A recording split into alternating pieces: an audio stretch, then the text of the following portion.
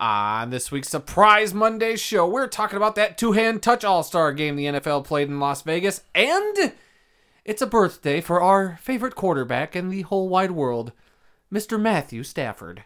Is that why we're doing this on Monday? Yes, that's why we're doing this on a Monday. Okay.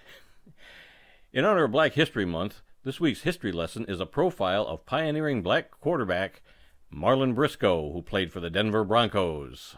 That and so much more this week in the world of football.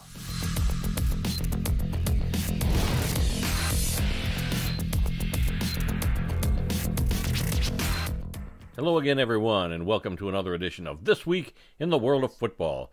This is episode number 235 for February 7th, 2022. I'm your host, Randy Snow, and across the table from me, as always, is my son, Adam. Yeah, we're doing this on a Monday, which feels a little weird. It does. Very weird. You know, we always do it on Tuesday because there was always a Monday night game, and we don't have that now that the season's almost over for the NFL, so Right. no reason why we couldn't throw it out on a Monday, and you've got stuff going on tomorrow. So. Tomorrow we got a lot going on, different projects we still got to work on, and Yeah. we got a lot in the can, and I guess we could talk about later on. We got a video you're doing, we got my own stuff I'm doing, so we're busy people. Yeah, so we got to get this out of the way so we'll be done for another week. Yeah, so surprise to everybody out there, our loyal listeners, you're getting it a day early. Well, you can still listen to it on Tuesday, but... We were almost going to just post that Tuesday, but we figured, why not? Give the people a nice gift on February 7th. The day of Matthew Stafford's birthday. Our gift from us to you all. Is that all we're going to be talking about today is Matthew Stafford's We might as well. birthday? Is there anything else more important than talking about the greatest quarterback to not get a Super Bowl ring, Matthew Stafford? Yet. There's not much other news, so we may as well talk about that. Well, I mean, do you got more of your intro to do before we just get into the two-hand touch game, I guess we got to be obligated to talk about? I guess. Okay, do your thing, and then we'll get to the two-hand touch. We come to you each week from the World of Football Man Cave, located right here in the center of the football world, Kalamazoo, Michigan. We're here to promote the game of football in all its many forms, past, present, and future. From the NFL to the CFL to the USFL and the XFL, college, high school, indoor, and arena football, we inform and entertain our listeners with the glorious buffet that is the world of football. All this while keeping a close eye on the rich history of the game. Thanks for checking out our podcast. We'd love to get your feedback on one of our many platforms: Apple Podcasts, SoundCloud, Stitcher, TuneIn, Spotify, iHeartRadio, and now YouTube, where we post the entire audio portion of the show as well as other selected video. So let's review what happened this past week, what little there was, and we'll begin with the World of Football scoreboard. Yeah, there's not much in terms of actual football games that got played. We got all-star games this weekend. Surprise, surprise, one of them looked like actual football. The other one looked like a bunch of guys got together on the rec field behind the rec center and just decided to just have fun. Yeah. Which is, hey, good for them, bad for us. And that is the Really? NFL Pro Bowl, or as you put it on the script, the All-Star, quote, game. Yes, quotes around the game part Game of is it. in quotation marks. Okay, look, I have been saying for years and years, I love the Pro Bowl. Oh yeah, I've always liked it too. There is just something about it that I've always loved since I was a kid. I think I've told the story before. Every year I probably tell the story about how I remember when our youngest brother was born. I remember waiting at home for you to get home from the hospital so we could watch the Pro Bowl together because Barry Sanders was in it. This was in 1997. I was sitting there eagerly waiting with our babysitter in the house like, no, Dad will be home. I want to watch the football game. I got to watch the Pro Bowl. And I don't think you made it in time, and I don't think I watched the game by myself for what little I'd had before going to bed. Right. But boy, did the game, again, in quotes, you can't see air quotes, look nothing like the Pro Bowl that I talk up. Yeah. And just, boy, oh boy, what a disappointment. What did we even watch yesterday? I don't know. It was terrible. There were times when I couldn't even. I'd start laughing every time there was a touchdown or an interception or a turnover. It was completely laughable. Look, what a mess. So I guess we're obligated to say that the AFC team beat the NFC team 41-35. Mm-hmm. Now, with that obligation out of the way, this game was complete crap. The great quarterbacks look like crap. The defenses pretty much are the only people that seem to benefit from this game. The defense did most of the scoring. Defense did like all the scoring, and then they try to play with these rules, so you've got to see them do this. Go for it on four, you score a touchdown, but then instead of kicking the ball off in air quotes or giving the other team the ball at the 25-yard line or 15-yard line, Right. you can opt to go for a 4th and 15, which is similar rules to the AAF. Right, they sold that from the AAF. Which instead of doing an onside kick, you get a 4th and 15 at your 25-yard line, wherever they had it. Right. And if you get it, you keep the ball, and you can go down and have like 2 touchdowns in a row, which I think is an interesting rule. I don't know if I like it in the NFL or not yet.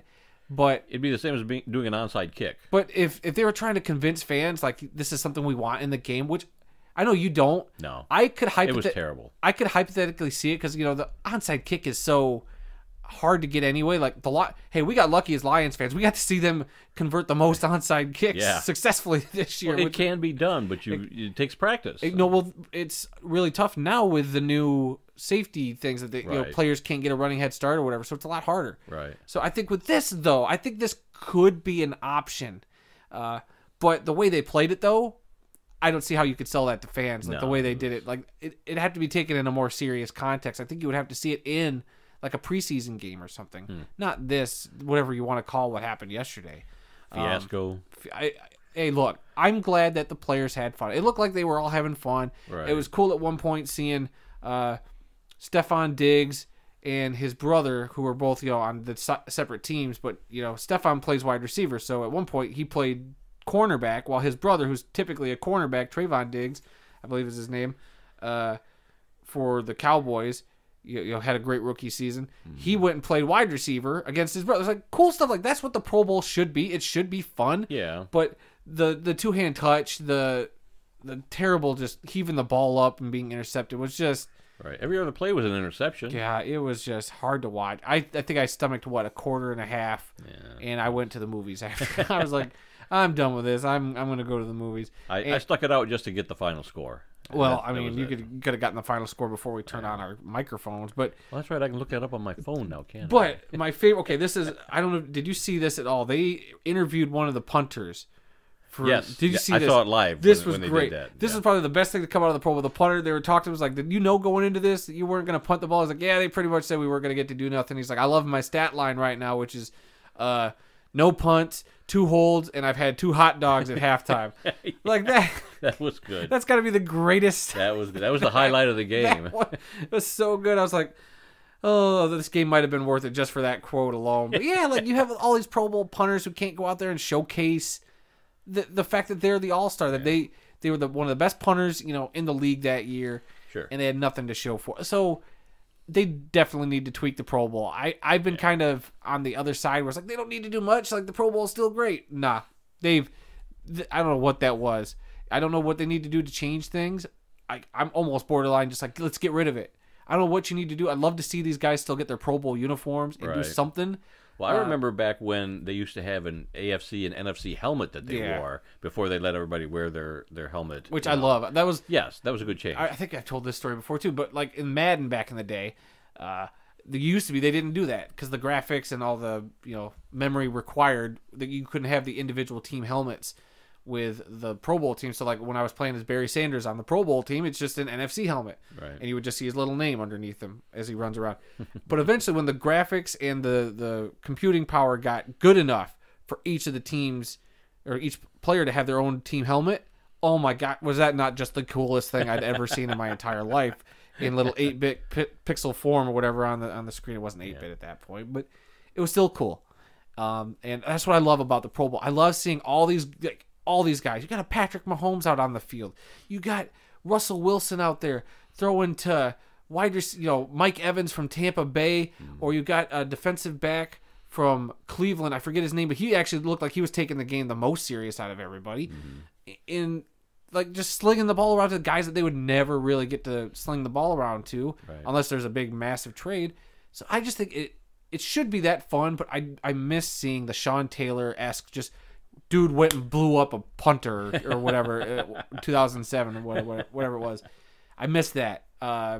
And they still handed out an MVP, I guess. I guess Justin Herbert of the Chargers won the MVP of the game. He was the offensive MVP. Defensive MVP was Max Crosby. He was a Raider, so that good for the home fans seeing him get MVP, defensive MVP, whatever. Right. So I don't know. The game has lost its luster. Well, when we heard there was going to be in Las Vegas, I mean, we can get a direct flight from Michigan to Las Vegas. We can be there in a few hours, and we had kind of toyed with And the yet we idea. didn't do it. We toyed with the idea of going to the game, and 56,000 people showed up to that game yesterday. That was the attendance, 56,200 something. So I don't know how disappointed those people were. Maybe they were just there for the hot dogs and the beer. I think the whole experience that weekend, because I guess I didn't watch any, but I saw some of the highlights from the skills competitions they did. That seems more fun now than the actual game itself, which I think is sad. Yeah. So I don't know what they need to do. Do they need to make it just like a flag football game? Do they just need to? No, they need to make it where you have to tackle a guy to the ground. Now you can take it easy on these guys, but no player's going to want to do it now because of I don't want to get hurt. What if I get a season-ending injury in the Pro Bowl? I can't play next season. Like, I get it. That's why I'm almost there's a lot of young guys who would jump at the chance to actually play in a Pro Bowl. You got a 10-year veteran. Thanks, but no thanks. I'm going to opt out. Let this other guy who's in his second year play in the Pro Bowl. Hey, and that would be cool too. But yeah, I don't know what they need to do or could do to get these guys on board. Because like I said, I get it. I wouldn't want to go out there and hurt myself unnecessarily either for a game that literally has no bearing on it. It'd be one thing if it like determined the outcome for like if the NFC wins, an NFC team will host the Super Bowl. And like if you put those kind of stakes on the line, holy smokes, that'd be a whole different conversation. But they already predetermined the Super Bowl locations. I don't know what stakes they could give other than I think it was cool that, hey, you go out there and you catch a touchdown, the NFL or whoever will donate money to X players charity. Right. That's a cool aspect of it, but in the two-hand touch style format, it was just not working. Oh gosh, it was so hard to watch. Just okay, terrible. And then I know you didn't want to mention this real quick, but I mean, it happened. Alvin Kamara, we all heard, the NFC New Orleans Saints player, right? A great player on the field, got into some trouble after the Pro Bowl, and he's been in. I guess he went to jail. I don't know all the particulars. So that's something that happened. It's not anything we're gonna sit here and dwell on or break down. Just happened last night, so we don't know. Like I saw that this morning. I was like, "You got to be kidding me!" The dude literally played in the Pro Bowl, and 5 hours later, he was in jail. So just crazy, and I'm sure people have seen the memes if you're looking for that sort of stuff. I just wanted to mention that just for not posterity, but just like it happened, and it happened around the Pro Bowl in Las Vegas, and that made I think a lot of people were concerned about the game being in Las Vegas. That's why it should just be in Hawaii all the time, guys. That's why. Yeah. Well, how many guys did you see get arrested in Hawaii? Maybe their bar tab gets a little out of hand, but I don't think I ever remember anybody going to jail after the Pro Bowl in Hawaii. Yeah. Just saying, guys. You can't walk home from Hawaii after the Pro Bowl. That's for sure. Tell that to Alex Karras. That was Denver. He was. I know. Oh yeah, Denver. What's the difference? All right, are we going to move on to the college games? Okay, yeah, I'm going to throw it over to you for an actual All-Star game that we kind of got to watch.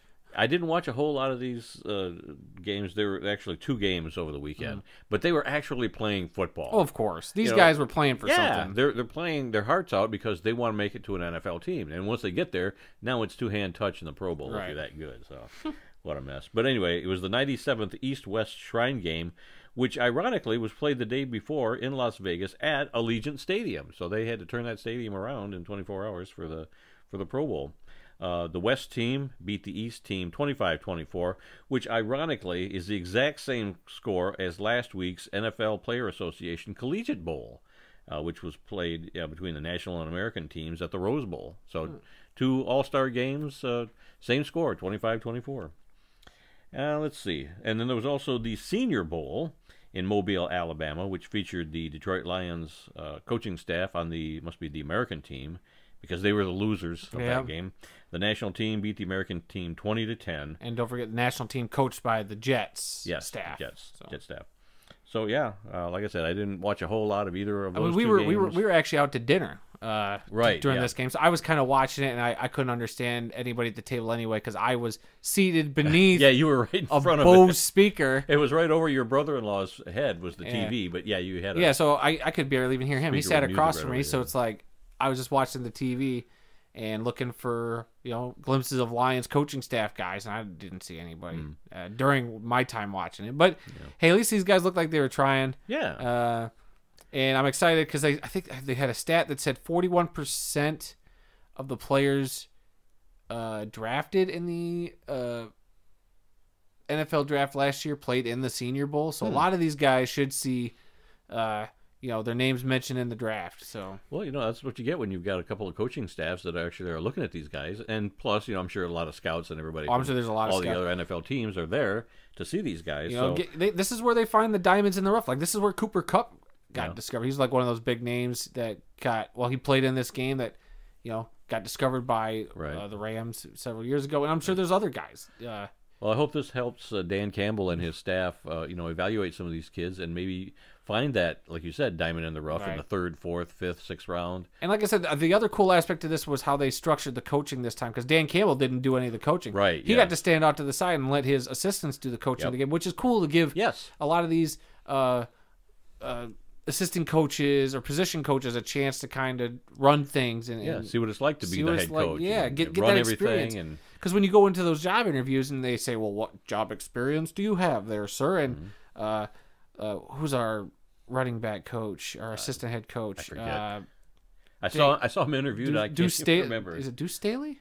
Does that name sound familiar? Am I saying that right? Deuce Staley? Yeah. Former Eagles running back. I think he's our assistant head coach. I think he was the head coach of the of the American team, the one the Lions did. And like now he can say, hey, look, I coached that Senior Bowl game, and this is what I learned from that experience. And hey, this is all we want. It's all good. It's all experience. And what I like is this. The NFL has been terrible at being able to get minority coaches and guys with these lesser resumes, to really elevate up. It's either, if you don't have a name, like a family legacy name, like a Shanahan, it seems like those are the kind of guys that keep getting the preferential treatment. Or, hey, I'm going to say it, a bunch of white coaches are still getting hired. Okay? Yeah. And it's unfortunate. I know the Lions have one of 7 general managers in the league that is of a minority. Right. So it's just crazy to me that this sport is not as diverse as it could be, just from the front office aspect of things or the coaching staff. So I think that's a cool thing that the NFL did. I don't know, or if it was the NFL that did that, or if it was the Pro Bowl, not the Pro Bowl, the Senior Bowl committee. I don't know how that all worked or who decided that. Yeah. But kudos, that's a step in the right direction, and I'd like to see more opportunities like that. Yeah. The NFL talks a big game about diversity, do they? But they haven't really acted on it much yet. So, like I said, that's a good first step, and anything that that you can put on your resume that'll pump that up and get people to notice you is a good thing. Yeah. So I like that. I do like that idea. All right, well, that's it for the World of Football scoreboard. 1 All-Star game in the NFL and 2 in the... Hold on. All-Star game, game in quotes. Yeah. Yep, that's our thing. Yeah. Okay. Well, now is it time to talk about Matthew Stafford? Not yet. Gosh dang it. NFL news. The Washington Commanders is the new name for the Washington football team. We did a whole video about this. Yeah, if you guys haven't seen that, I feel like we've gotten some positive feedback from that. Yeah, we're not going to talk about it too much now because we did do a special episode a day or so after our last podcast because the name came out the day after we were done podcasting, the very next morning, and we couldn't wait a whole week to talk about it, so we did. And you can find that on our YouTube channel. And because of that video, we gained a subscriber between when we posted that. So thank you, we got 2 now? Mr. or Miss Subscriber. But go check that out on our YouTube page, The World of Football Kalamazoo. Yeah, and you can find that there. Okay, it's called The World of Football Overtime, by the way. Yeah, that's what the segment we decided to call it because on this show, it was like, we recorded on a Tuesday. We knew that the jerseys and the name wouldn't be unveiled till the next day. So we figured if there's an interesting story that we just missed by a day or so, we'll just put it up or try to make a quick little video if we deem the subject interesting enough to hold a segment. So we put in a little overtime on that one. Oh, there you go. See, hence the name World of Football Overtime with big shiny text I put over Randy's face. Yeah. All right, the Jaguars have hired former Eagles head coach Doug Peterson. He led Philly to a win in Super Bowl 52 back in 2018. So they've got their head coach. I think it's good that they've got a coach that has won a Super Bowl to maybe help Trevor Lawrence grow as a quarterback. I get it. Sounds like those two have already gotten off to a good start. I know Peterson, had a good relationship with. Well, he did at one point with Carson Wentz till that all kind of fell apart. But it sounds like, hey, you got to get off to the right foot. I think Peterson, though, he won a Super Bowl. He knows what it takes, and the Jaguars have been such a dysfunctional organization over the past year. You need somebody to kind of come in there, and he's saying all the right things. He says it's not going to be overnight and all the typical coach speak, but maybe to have somebody who has a Tom Coughlin-like authoritative demeanor is what's needed in Jacksonville right now. Yeah. Well, you got the number 1 overall pick there in Jacksonville. You're going to get another one this year. These guys are going to be wasted if you don't have a decent coach to really get the most out of them. And I think they're on the right track now. Hopefully, they'll get some decent assistant coaches like an offensive coordinator and a quarterback's coach that really know what they're doing. But good luck to them. Yep. The Miami Dolphins have hired San Francisco offensive coordinator Mike McDaniel to be their head coach. And boy, he's been getting the NFL memes treatment.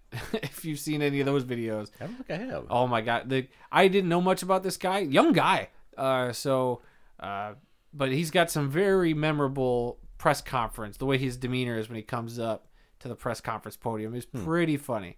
He's just like, "All right, guys, what you got for me?" Like just I'm sure if you did a little bit of looking, you'd find a nice little montage they put together, him just talking to the media, which amused me quite a bit. Okay.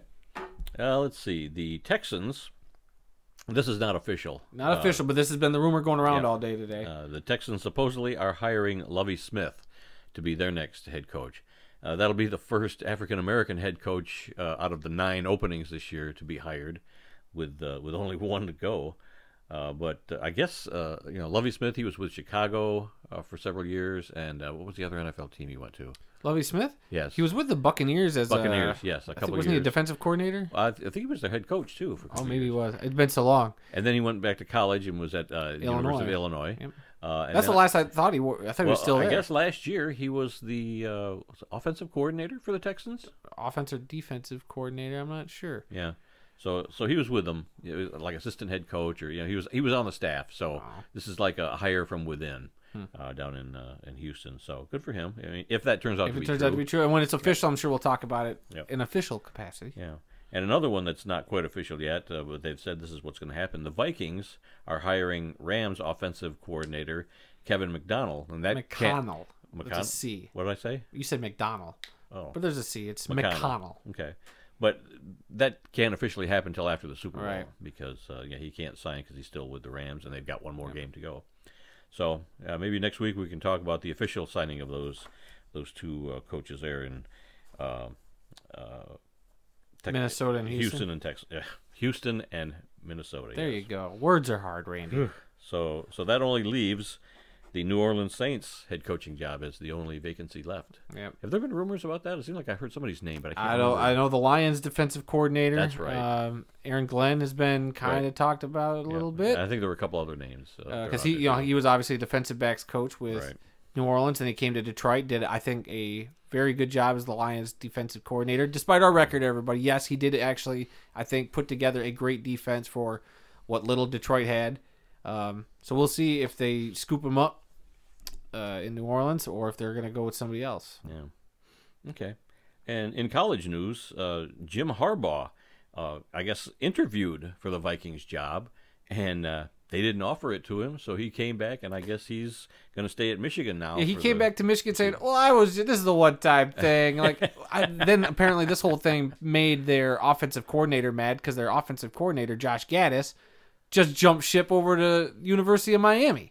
So I was asking some Michigan people today. I was like, "Man, what did you guys do to piss off your offensive coordinator?" And they just shrugged, like, guess they weren't sure if Harbaugh was leaving or not. Yeah, I really didn't think Harbaugh was going to leave, but it sounds like he would have if they'd offered him the job. Yeah. Some of the stuff I read or heard is that he went in thinking that it was a slam dunk, that it was just a matter of how much you're going to pay me and where do I sign, and I guess by the end of the interview they didn't like what they heard, and so they did not offer him the job, and he came back and says, "Well, I'm a Michigan coach for." Yeah, but he played it off like I was never gonna leave Michigan. Yeah, okay. But if he loses to Ohio State the next couple years in a row, he'll be on the hot seat again. So Who knows what's going on there in Ann Arbor? I don't know. I think one win against Ohio State goes a long way. Well, yeah, it does. And if he keeps winning over Ohio State, everybody will be happy. Yeah. And it's all They'll roses all forget and rainbows. they'll all forget that even this interview happened. So whatever. Moving on. Let's see. It's a little too soon for any arena football TV on YouTube. Other than, hey, go check out their YouTube channel. Yes. They put a lot of great stuff up. We can't recommend them enough. We like everything they do over there. More Grand Rapids Rampage games, please. But I couldn't beg them enough for more Rampage games. But other than that, they do a fine job. A lot of cool games out there. You'll be surprised who shows up in the announcer's booth. Yeah. Whether it's Mike and Mike or just one Mike and somebody else. But Eli Gold. Oh, the dulcet tones of Eli Gold. They've had some great people on the sidelines and in the booth as well, announcing those games. So check out some of those games. They are awesome. All right, we're moving right along here. Yes, we are. We're up to the obituaries. That's what happens when you put a show on a Monday instead of waiting for a Tuesday. Yeah. Did you have anything else you wanted to talk about? I know you had some things on your phone that. Well, I do want to talk about Matthew Stafford. Not yet. Gosh, dang it! Holding off a little bit. On that. Unless you want to talk some nerd stuff, we could talk about the new Lord of the Rings show. No, this is not movie talk. You've got your own channel. We could talk about the Batman's coming out. No. You said we need to fill airtime. Well, I'm just saying with football talk, but there's not a whole lot of it this week. I mean, we did see that crappy Netflix movie about Sean Payton. Home team. We already talked about that. We didn't talk about that last week on the show at all. We did not even bring it up. Well, you did a whole. I did my YouTube video on my movie channel about it, but that's about it. It was terrible. Everybody, don't watch it. I don't think we put a link on our Twitter feed or anything to that. Nope. We should. Well, that's up to you. But all I know is fix that later. Don't watch that football movie because on the 22nd of February, you can go pick yourself up a copy of the Kurt Warner movie, American Underdog, which I'm sure both of us will be buying copies on Blu-ray. Absolutely. Yeah, that's going in my collection. That's for sure. Yep. That's a good football movie. Go check that out. Or it might even be on VOD early, so you can go find that somewhere. I think it might be out right now. That's usually how it goes. It usually comes out digitally in places. Yeah. Do yourself a favor. Rent it. Do whatever you need to watch this, except pirate it. Don't pirate it. Legally pay for this because it's a great movie. A lot of great stuff went into this.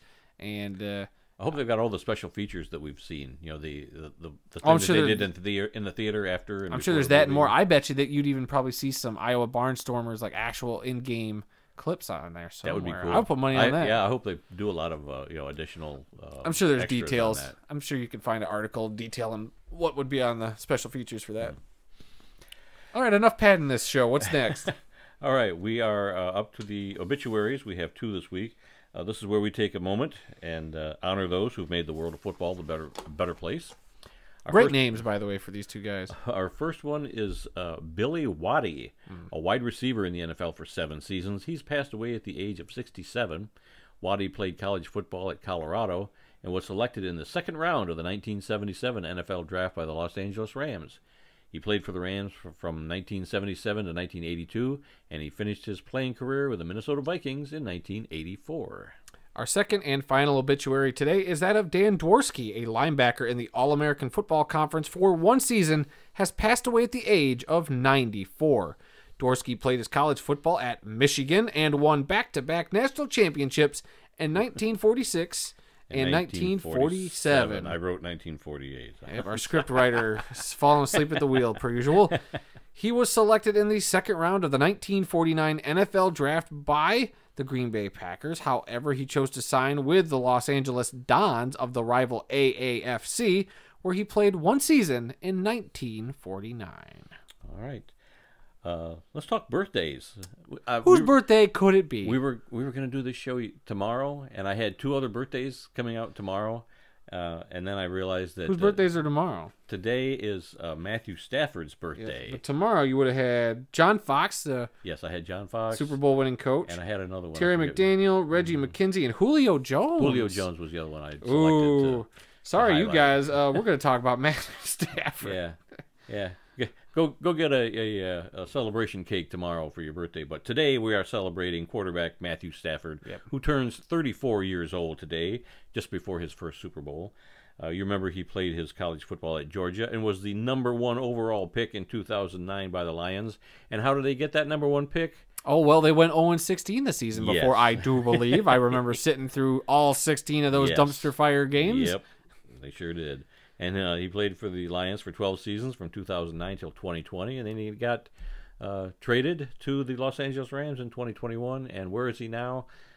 Three playoff wins later, and he's on the verge of a Super Bowl. So this Sunday, he'll be playing in his first ever Super Bowl. Congratulations to him. I think, coming. I've seen a lot of, there was one article in particular by an artist who I called out on my personal Twitter, or artist, a sports writer, whatever. He probably won't even pay attention to me. I'm a nobody. But this dude, I mean, all these think pieces out there about why Michigan and, Lions people from Michigan shouldn't be rooting for Matthew Stafford. It's time to move on. No, it's not time to move on. The dude was never the problem in Detroit. Right. The media, like this dude, what was his name? Rob Parker. That's his name. He's on FS1. I'm calling you out, Rob Parker. Famously kept calling, this was his shtick. His bit was Pat Stafford. All he does is pad his stats. He plays for a bad Lions team, and his stats are only great because he heaves the ball down the field at the end of games, and it's nothing yards. Like, dude, did you see? Yeah, he did have to do that a lot. Right. I wouldn't call it stat padding. He was literally trying to get his team to win, even if maybe they didn't have a shot at the end. Whatever. I don't think it was ever in his mind padding his stats. So take a hike with that argument. But the dude, and you see it now. Look what he does when he's got a team around him. Yep. He's 3 playoff wins. He's in a Super Bowl. We'll see if he wins a Super Bowl or not. The Bengals kind of scare me a little bit. They look like a team of destiny, by the way. Well, so does LA. So hey, it'll be interesting. Whatever happens, regardless, Stafford's won 3 playoff games. He had to come back against Tom Brady. Yeah. He out Tom Brady. Made him retire. And made him. Let's not go with that argument. To all the Lions fans saying Matt Stafford made Tom Brady retire. Like, come on, everybody, just chill with that. But Stafford, I've been saying it for years. He's one of my top 3 Lions of all time. Yeah, I make no bones about that. Barry Sanders, Calvin Johnson, and Matthew Stafford are on my Lions Mount Rushmore. And there's probably a 4th one, probably a Herman Moore, or I'm sure there's probably another player I can mention that would go in my Mount Rushmore of Detroit Lions players. Well, but at least I've seen in my lifetime. Right. Like I could probably name Bobby Lane or Len Barney, Dutch Clark, Charlie Sanders, all these other great Lions. I'm even looking at Alex Karras over here on your shoulder. I can name so many others, but in my lifetime, I've had 3 great Lions players that are all timers, and hopefully Matt Stafford will be a Hall of Famer. Like, especially now that he's shown what he can do, he's got his playoff wins that everybody complains about. If he wins a Super Bowl, I think it's guaranteed he's going to be a I wouldn't Hall say of Famer. Guarantee, but it's not like he'll be a first ballot Hall of Famer, but I think he will be a Hall of Famer. Probably. He's going to have the stats to back it up. But yeah, I make no bones about my love for Matthew Stafford, and I think as Lions fans, it is nice to have something to root for because our team has been so bad, and it is nice to see a guy that carried our team that I think was a super class act, right? Even through all the losing, through all the BS he had to deal with the Lions organization, and a lot of people putting blame on him for a lot of games, which it's not his fault. He only takes the blame because he's the quarterback, and that's what people do. But the dude was built for Detroit. Unfortunately, Detroit, was not built for him. Couldn't help him out, which is unfortunate. And he had a great team in 2014, and we had that terrible loss in Dallas, which shouldn't have happened, by the way. Another story for another day. But, the dude, he's just a genuine dude, and it's great, I think, to have that, for us to root for it. Like, this guy that did nothing to us, but try. Right. And he gave us his all. He knew he couldn't do much more with Detroit because they were going to help him out. We were about to rebuild again. So, yes, Matt, we'll send you to a team. We'll send you to a situation that helps you out. We'll get some first-round picks in return. And that was where he wanted to go. And that's where he wanted to go, and I think it's worked out for both of us. The Lions are going to have a couple first-round picks because of it. Sure. Stafford's going to hopefully win a Super Bowl because of it. And us Lions fans will cheer and stand up and clap because he's done nothing wrong. People will complain about the losses, but again, they're not on him, guys. Look what he's doing. He's put that team, into the Super Bowl. Right. In one season. So many comebacks in his career. Yes. I mean, doesn't he hold a record 30-some comeback, fourth quarter comebacks? And since 2010 or something crazy. But hey, the dude and now you see it in all the narrative is pretty much changed in most of the media. Like now all of a sudden Matt Stafford's because he's in L.A. now, Yeah. where So- their opinion matters. So whatever, but I think it's great that all us Lions fans can at least band together and be like, you know what, we're pulling for Duke because Detroit, we're a terrible city/state for rooting for guys. Like we root for losing, like Usually, tanking, I say, like let's get the #1 pick and let's suck Yeah. and no, guys, let's have something nice to cheer about. And that's I've Matthew always been Stafford. of the state of mind that when somebody leaves the Lions, they're dead to me. But that guy used to be great on our team. Now he plays for that team. I hate his guts. He left us. But Some is tough. I don't feel that way with Matthew Stafford. No, I mean, there's been a lot of guys lately. I mean, we've talked about the coach, the Matt Patricia era of, Right. Letting The these dark guys go times. that we like Quandre Diggs, who we liked, who got let go. Darius Slay, who got fed up with the way Right. that he was treated in Detroit and left. So, like, a lot of these guys, it doesn't bother me that they're gone anymore. It's like, I'm glad to see you guys balling and having, good careers elsewhere because Detroit clearly wasn't helping. And clearly Detroit, in terms of a relationship, it was a breakup. And guess what? Detroit needed to work on Detroit. Detroit needed to go back to square one, and the jury's still out on Dan Campbell for me. Mm-hmm. But at least from what I'm seeing, they're nudging the organization, that culture in the right direction. What Matt Patricia promised to do and failed at, and Right. we are now we're doing it again. Like we're back at square one, Right. and we've literally been building, and it seems promising, and I think it's what Detroit needed to do. They needed to separate from Stafford, as much as I would love to have kept him. Yes. I say that all the time, Right. but it was time to move on. It was that breakup that you needed to have to kind of work on yourself a little bit, fix your inner issues, You fix you. fixing you, and then you can go on. And then guess what? Maybe somewhere down the line, another beautiful quarterback will come along, and you'll treat him or her right, and he or she will take you to the super prom. And maybe Am I mixing metaphors? And maybe they'll give you a ring someday. God could only hope. Okay, I think we've Glorified Matthew Stafford. we've glorified that way too much. Love so you, Matt. That's And Kelly, if you're listening to this, love you too. oh yeah, he's one of your followers, or shall I say, stalker. What? All right, let's move on. Don't gaslight me like that. This week's history lesson. In honor of Black History Month, we've been profiling some African American players who made an impact on the game, and this week is no exception. We're going to talk about quarterback Marlon Briscoe, who played for the Denver Broncos back in 1968. Marlon Briscoe became the first black quarterback of the modern era when he played for the Denver Broncos of the American Football League in 1968. He opened the doors for other black quarterbacks who followed, like Doug Williams, Warren Moon, Russell Wilson, Lamar Jackson, and many other players of today. Briscoe grew up in Omaha, Nebraska, and played college football at the University of Nebraska-Omaha, also known as Omaha University. It was while playing quarterback in college that he earned the nickname the Magician because of his running, scrambling, and passing skills. When he left college, he held about 24 school passing records and was named an NAIA All-American. He was selected in the 14th round of the 1968 combined NFL-AFL draft by the Denver Broncos. However, the team intended to switch the college quarterback to play defensive back. Briscoe made just one request when he signed his contract to play defensive back. He wanted a 3-day tryout at the quarterback position.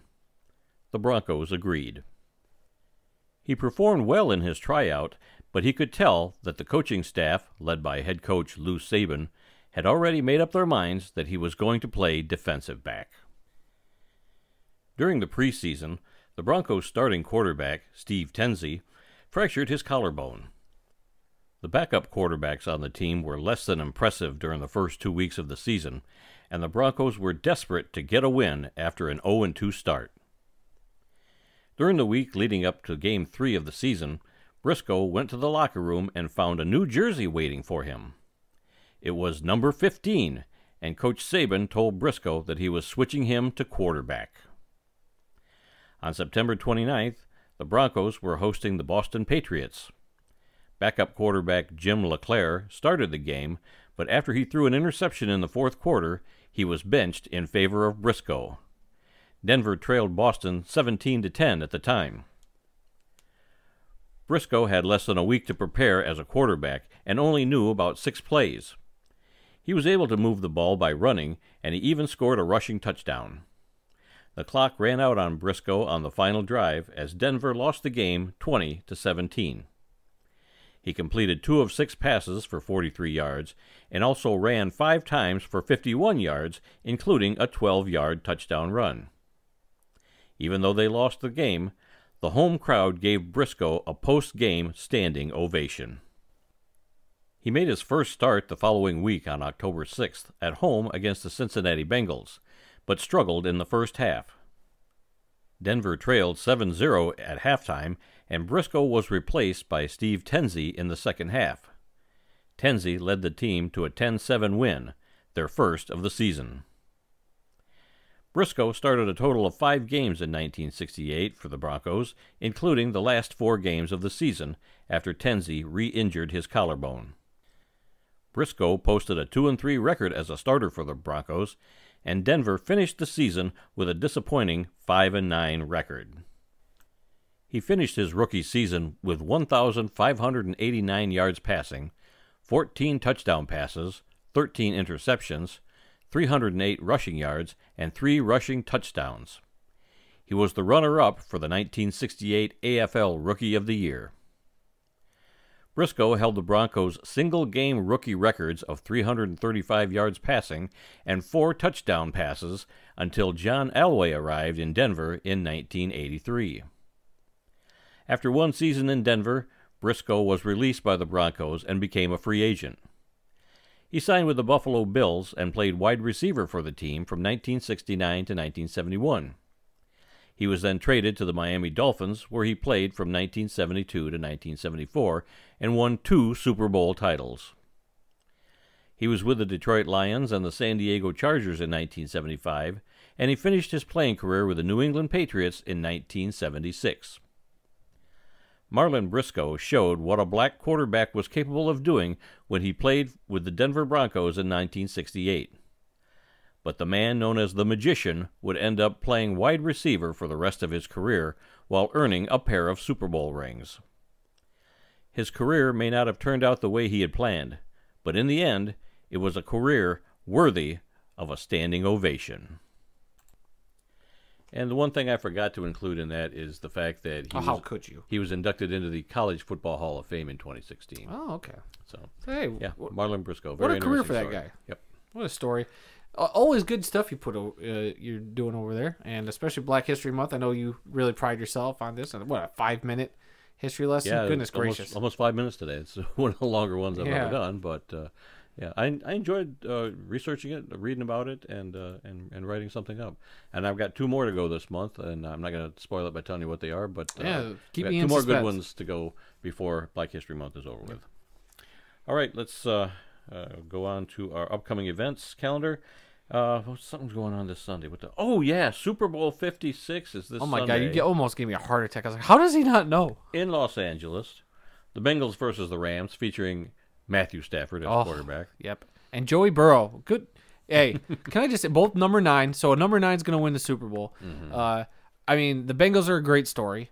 So like, I feel torn. Like, I want to root for the Bengals because it's like, look, if those losers could turn it around in a year and make it to the Super Bowl, what could Detroit do? Yeah. But, at the same time, then on the other end, it's like, hey, you got Matthew Stafford over there.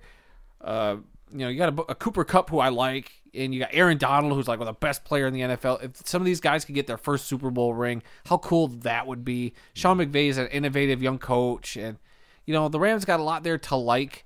And it's in their home stadium, so right, yeah. Second year in a row, somebody's playing at home. Yeah, so I mean, almost to the end of the day, like, yes, I'm rooting for Stafford to get the win, but really, truly, give me a spectacular game. Like if the Rams lost by an incredible Joe Burrow last second Hail Mary, where we're all on the edge of our seats and the game's been back and forth, and they put on a clinic like they did in the second half against the Chiefs. I mean, I'm all for it. I just want a great Super Bowl. Like, I can't remember the last great Super Bowl. Probably that overtime Super Bowl the Patriots had not that long ago. Like, that was a great, just clawing back down 28-3 to beat the Falcons. I mean, So are we going to do a picks video this week for the Super Bowl? Yeah, I'm not sure when we're going to fit it in. I was trying to figure that out actually today. I was like, when are we going to have time? Like, I'm doing stuff. We still got to work on your video. Yeah. To get that up before the Super Bowl. Hint, hint. That's a hint to what he's doing. But we'll have something up. Don't worry. Like we'll have a Super Bowl pick video up by at least Sunday morning, maybe before the Super Bowl. That's my latest. But we'll post it just before kickoff. Yeah, it won't be cutting it that close, but you should be able to see it before this weekend, and we'll obviously share it on all the socials. Okay.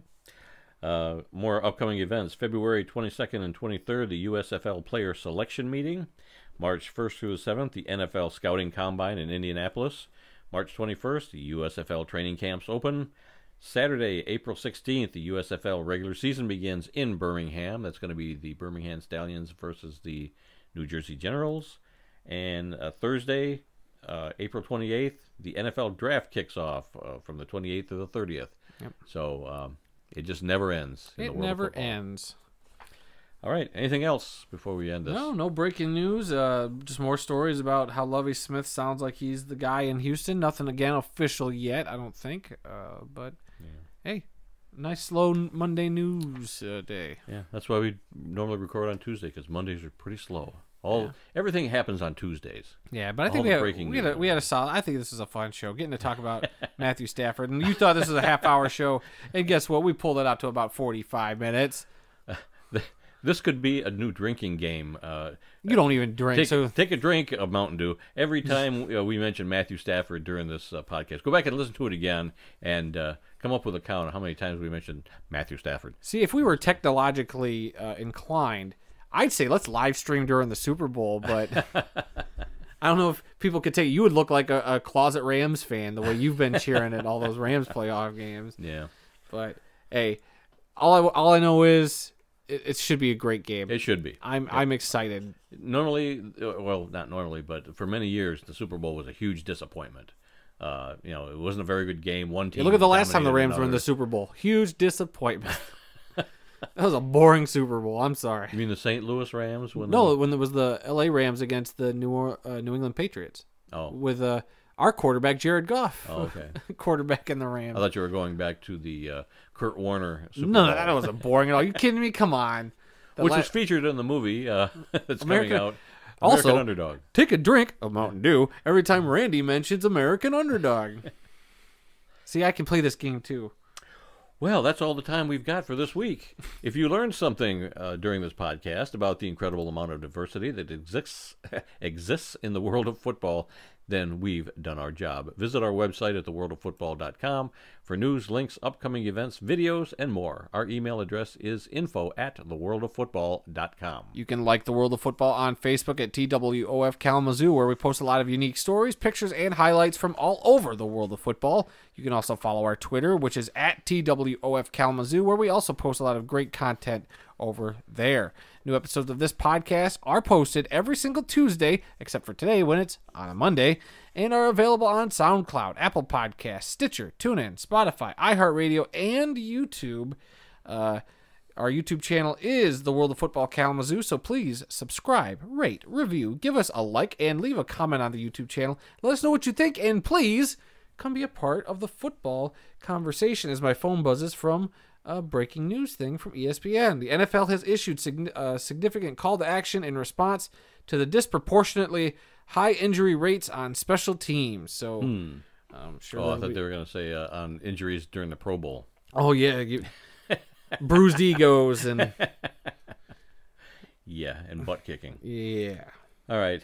Maybe guys' hands hurt from all those interceptions they kept catching. Yeah, patting each other on the back. Or all the high fives. Too many high fives. Okay, no fun league. It meant nothing. We have our final NFL picks video coming out this week sometime. TBD. Maybe. TBD. Maybe we should just do a Twitter post and say, here's our picks. Nah. We can't cop out after going all season with a video. I know. We got one more game to go, yep. And we'll do that this week. So after that, we won't be doing any more picks videos until next season. And remember, folks, some people may love football more than we do, but nobody, and I mean nobody, loves more football than we do. Join us again next week when we'll review all the happenings in and around the world of football. Until then, I'm Randy Snow. And I'm Adam Snow with a normal, whatever you call this segment. What am I doing right now? This is your closing Floundering? Your closing shtick? My closing shtick, which apparently turned into a shtick by me explaining that it was a normal shtick. Yeah. Wow. He even sized like the same he does on Tuesdays. We'll see you all next week.